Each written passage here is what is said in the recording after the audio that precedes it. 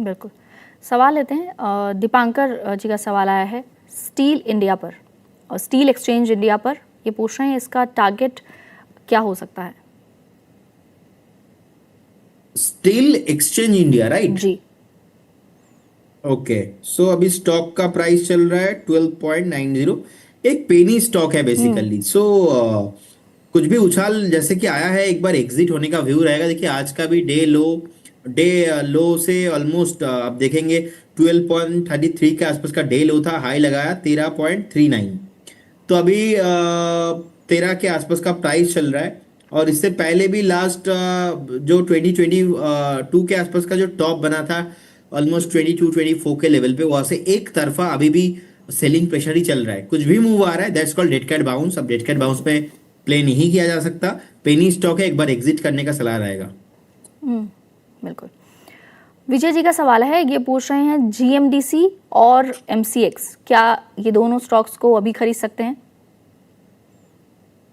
देखिए जीएमडीसी अभी ओवरऑल देखा जाए तो रेयर अर्थ से ओवरऑल अगर हम इस थीम को फॉलो करते हैं, कहीं ना कहीं मुझे मैं पॉजिटिव व्यू है।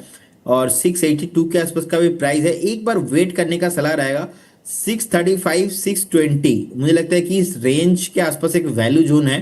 यहाँ पे आपको 565 का एक स्टॉप लॉस मेंटेन करके आप बाई करके जाइए, आपको ऑल टाइम हाई आते हुए दिखाई देंगे। और सेकेंड स्टॉक आपने बताया एमसीएक्स, राइट? जी। ओके, सो एमसीएक्स में मुझे लगता है कि प्रॉब्लम तो कुछ नहीं है, लेकिन जिस तरीके से एक तरफा 1700-1800 के बाद एक तरफा रैली आया आया था, ये रैली पे बस थोड़ा बहुत प्रॉफिट बुकिंग चल रहा है। ये प्रॉफिट बुकिंग आपको अप टू 2650 से 2600 के आसपास का प्राइस आपको इजीली आते हुए दिखाई देंगे। एक बार वेट करने का सलाह रहेगा।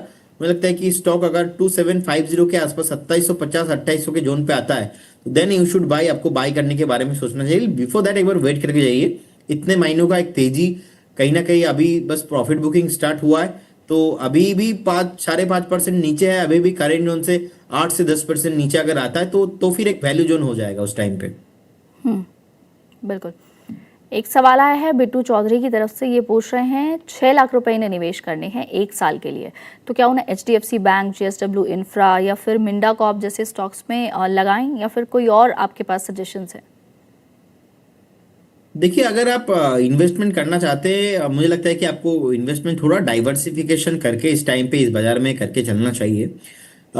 थोड़ा मैं एग्रेसिवली कोई ब्रेकआउट स्टॉक नहीं दूंगा, लेकिन वैल्यू स्टॉक जो कि अभी थोड़ा नीचे आया है इज लाइक अशोक लेलैंड का चार्ट मुझे बहुत ही अट्रैक्टिव लग रहा है। अगर आपको 145 से 150 के जोन के आसपास कभी भी मिलता है तो 130 का एक स्टॉप लॉस आप मेंटेन कीजिए। 180 उसके बाद 220 का टारगेट आपको आते हुए दिखाई देंगे। सेकंड, मुझे लगता है कि मेटल में नैल्को नैल्को का चार्ट मुझे अच्छा लगता है। कहीं ना कहीं मुझे लगता है कि नैल्को आपको एक बार फिर से आपको 480 एंड 550 तक मूव आपको आते हुए दिखाई देंगे।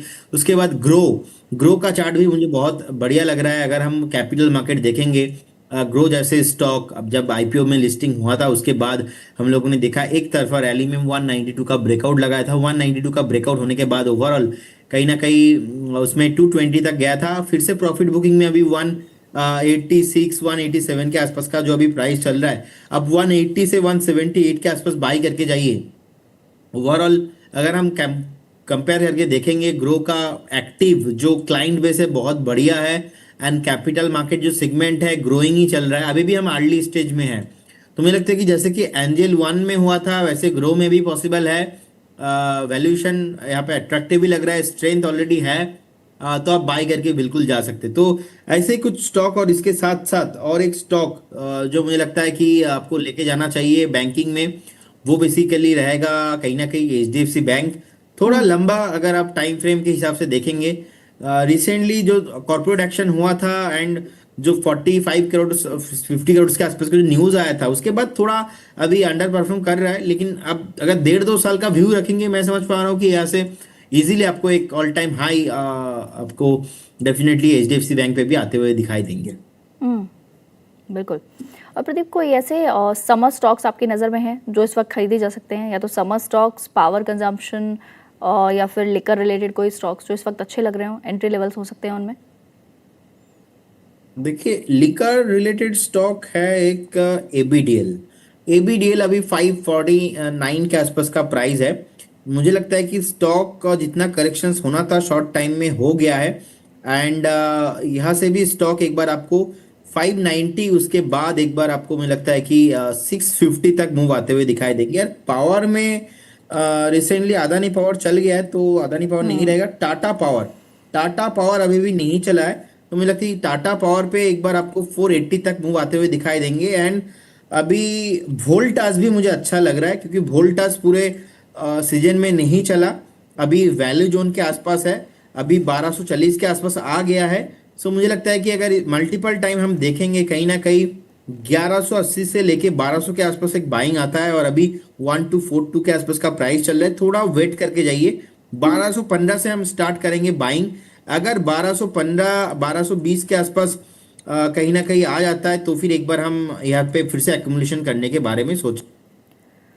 बिल्कुल।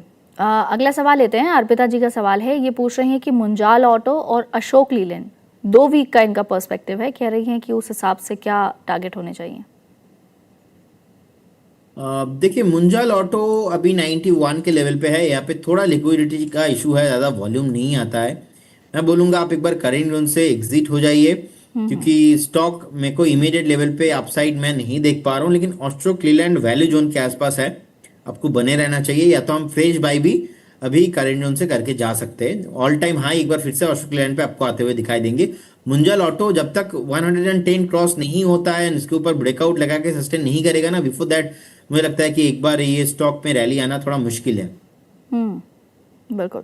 अगला सवाल रिया जी का लेते हैं। ये पूछ रही हैं कि चेन्नई पेट्रो 1073 के लेवल पर हैं, इन्होंने 2-3 स्टॉक्स बताए हैं। दूसरा एल&टी टेक 3832 के लेवल पे, जिंदल स्टील 1254 के लेवल पे। अब ये पूछ रही हैं कि इन्हें एवरेज कहाँ करना है, शॉर्ट टर्म का इनका व्यू है और इसके टारगेट्स क्या हो सकते हैं। इन्होंने बहुत सारे स्टॉक्स पूछ लिए हैं। पहले चेन्नई पेट्रो पे बात करते हैं। Chennai Petro, Jindal steel. Okay, sorry Mohini, मैं actually I can't able to hear you properly, because starting से ही कुछ वॉइस का इशू हो रहा है। मैंने ऑलरेडी पीसीआर को मैसेज में बोल दिया है, सो काइंडली एक बार ओके चेक कर लीजिए आप। अब आई थिंक मैंने जितना सुन पाया, मैं चेन्नई पेट्रो जी। के बात आप कर रहे थे, तो चेन्नई पेट्रो में 1058 के आसपास का भी प्राइस चल रहा है। मैं समझ पा रहा हूँ कि मेक और ब्रेक जोन के आसपास है। मुझे लगता है कि यहाँ पे बने रहना चाहिए, क्योंकि अगर ये इस बार सक्सेसफुली अटेम्प्ट होने के बाद ब्रेकआउट हो जाता है, सो कहीं ना कहीं ये स्टॉक आपको एक बार 1315 से लेके 1425 तक मूव शॉर्ट टाइम में आते हुए दिखाई देंगे। होल्ड करने का सलाह रहेगा। 968 का रहेगा एक स्टॉप लॉस, होल्ड कीजिए and बने रहिए। और सेकंड आपने क्या बताया था? Jindal steel. Jindal steel.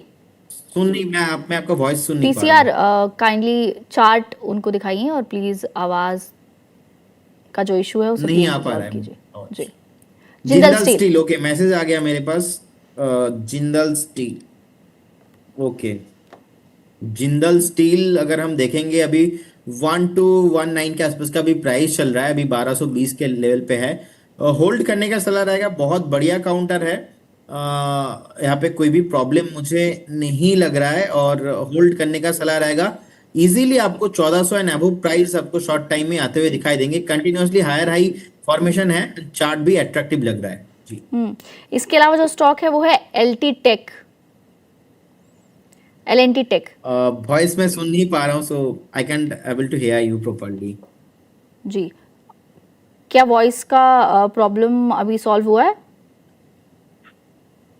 Hello. Okay, L&T जी टेक बताया आपने। जी। एक सेकेंड, L&T टेक टेक्नोलॉजी। नहीं आ रही आवाज भाई। ओके, सो अभी ऑलमोस्ट 3500 3,504 के आसपास का भी प्राइस है। सो मैं समझता हूँ कि एक बार आपको वेट करके जाना चाहिए। एंड बिल्कुल यहाँ से भी तेजी पॉसिबल है। 3650 मुझे लगता है कि इजीली शॉर्ट टाइम में एक मूव आपको आते हुए दिखाई देंगे। एंड इसके साथ साथ मैं एक बार एग्जिट करके ना रीजॉइन करके देखता हूँ, अगर ठीक होता है। जी बिल्कुल। तब तक हम एक बार बाजारों पर नजर डाल लेते हैं कि बाजार कहाँ कामकाज कर रहे हैं। फिलहाल निफ्टी उन्हीं लेवल्स पर कामकाज कर रहा है जहां पर हमने शुरुआत की थी 23,768 के लेवल। बहुत ज्यादा मूव नहीं देखने को मिल रहा है मार्केट में। निफ्टी बैंक भी करीबन 54,582 के आसपास कामकाज करता हुआ नजर आ रहा है। ऐसे में एक बार नजर गेनर्स और लूजर्स पर भी डालते हैं कि आज बाजार में कौन से स्टॉक्स में सबसे ज्यादा तेजी रही है। तो फिलहाल जो तेजी हमें नजर आ रही है वो ऑलमोस्ट जो स्टॉक्स हैं वो आईटी सेक्टर से रिलेटेड है। इन्फोसिस की बात करें तो इन्फोसिस में करीब 3% से ज्यादा की तेजी हमें देखने को मिल रही है। इसके अलावा टेक महिंद्रा, एलटी, इसके अलावा HCL tech, Wipro, Trent, Apollo, इन सब में हम तेजी देख पा रहे हैं। और इसके साथ ही बैंकिंग स्टॉक भी शामिल हैं जिसमें से एक नाम है ICICI बैंक का। अभी हमने पिछले शो में भी डिस्कस किया था कि इस बार की जो अर्निंग्स आई हैं बैंकिंग सेक्टर की वो अच्छी आई हैं। अभी तक उनकी अर्निंग्स पे बहुत ज़्यादा दबाव नहीं देखने को मिला है। बाकी जो हम संकट का असर देख रहे हैं वो हमें फिलहाल बाकी अर्निंग्स पर भी इतनी जल्दी नहीं दिखेगा, क्योंकि हमें ये अगले जो FY27 की जो पहला क्वार्टर होगा तब हमें इन अर्निंग्स का असर देखने को मिलेगा। तब तक के लिए जो Q4 की अर्निंग्स हैं वो अब तक ऐसी लग रही हैं कि फिलहाल काफ़ी सही हैं, लेकिन आने वाले समय में ये अर्निंग्स में क्या उलटफेर होगा ये तो खैर जब अर्निंग्स आएंगी तब पता चलेगा। लेकिन फिलहाल अंदाज़ा यही लगाया जा रहा है कि अभी तक की अर्निंग्स ठीक ठाक आई हैं। और सबसे अच्छा सेक्टर जो हमने पिछले शो में डिस्कस किया वो बैंकिंग और फाइनेंशियल माना जा रहा है, जिसमें कि प्राइवेट बैंक्स को ज़्यादा मजबूती से देखा जा रहा है। हालांकि जो रिजल्ट्स हैं वो PSU बैंक्स के भी काफ़ी अच्छे आए हैं। इसके बावजूद जो एक्सपर्ट्स हैं वो बुलिश ऑलमोस्ट प्राइवेट बैंक्स पर हैं। चलिए एक बार फिर से हमारे साथ जुड़ गए हैं प्रदीप जी। चलिए अब आपको मेरी आवाज आ रही है? जी जी एकदम, अभी एकदम पक्का आ रहा है सब कुछ। बिल्कुल। तो चलिए एक बार मेटल स्पेस पे बात करते हैं कि मेटल स्पेस आपको कैसा लग रहा है? तो देखिए ओवरऑल मेटल स्पेस अगर हम देखेंगे कहीं ना कहीं एक अप ट्रेंड में है, वैल्यू जोन पे है और लगातार एक बाइंग आ रहा है। सो मुझे लगता है कि यहाँ से भी कंटिन्यू होना चाहिए। एंड मेटल एंड स्टील जिस तरीके से पास्ट 2 4 6 महीने में हम लोगों ने मूव देखा है, उसके बाद भी प्रॉफिट बुकिंग आने के बाद भी जो फ्रेश अटेम्प्ट अभी ले रहा है ब्रेकआउट का, मुझे लगता है कि यहाँ से कंटिन्यू होना चाहिए। ऑलरेडी हमने नैल्को का बात किया, already I think last week से आई थिंक 2 हफ्ता पहले हमने टाटा स्टील का भी कॉल दिया था।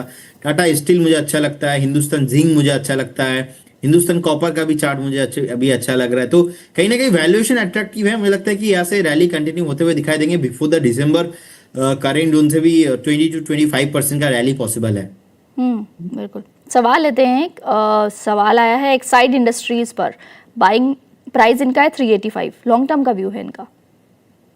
जी देखिए एक साइड इंडस्ट्री मुझे लगता है कि कहीं ना कहीं बने रहना चाहिए। यहाँ पे ऑलमोस्ट अभी 388 का आसपास का प्राइस है। रिसेंटली ब्रेकआउट आया था चार्ट में एंड कंटिन्यूअसली एक डाउनफॉल के बाद जो ब्रेकआउट है अभी सस्टेन भी हुआ है। आपको 416 420 तक मुझे लगता है कि ये मूव कंटिन्यू होना चाहिए। तो बिल्कुल होल्ड कीजिए एंड बने रहिए, कुछ ज़्यादा प्रॉब्लम यहाँ से नहीं लगता है। और करेंट यून से भी वैल्यूएशन अट्रैक्टिव है तो आप बाय करके भी जा सकते हैं। बिल्कुल। एक सवाल लेते हैं रिलायंस इंडस्ट्रीज पर। रिलायंस इंडस्ट्रीज पर आपको क्या लगता है अब एंट्री लेवल्स क्या हो सकते हैं इसके? देखिए रिलायंस इंडस्ट्री अभी 1330 के आसपास है और मैं समझ पा रहा हूँ कि एक बार जब तक 1280 से 85 के आसपास का भाव नहीं आ जाता तो बाई नहीं करना चाहिए, क्योंकि मार्केट ऑलरेडी सेंटिमेंट पॉजिटिव नहीं है। तो अभी 1330 के आसपास है। अगर 1280 से लेके 1295 1300 के नीचे मिलता है तो कहीं ना कहीं वैल्यू जोन मिलेगा। उस वैल्यू जोन पे मैं ऐड करना पसंद करूंगा। एक सवाल आखिरी रहेगा।